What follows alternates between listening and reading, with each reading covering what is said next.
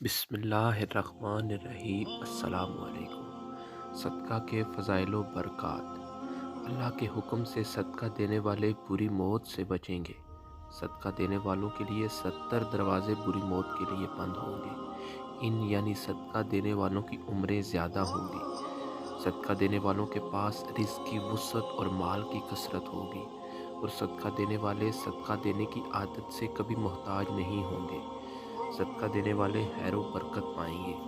صدقہ دینے والوں سے آفتیں بلائیں دور ہوں گی۔ صدقہ دینے والوں سے بری قضا ٹلے گی۔ صدقہ دینے والوں سے 70 قسم کی بلائیں دور ہوں گی۔ صدقہ دینے والوں کے ساتھ مدد الہی شامل ہوگی۔ رحمت الہی ان صدقہ دینے والوں کے لیے واجب ہوگی۔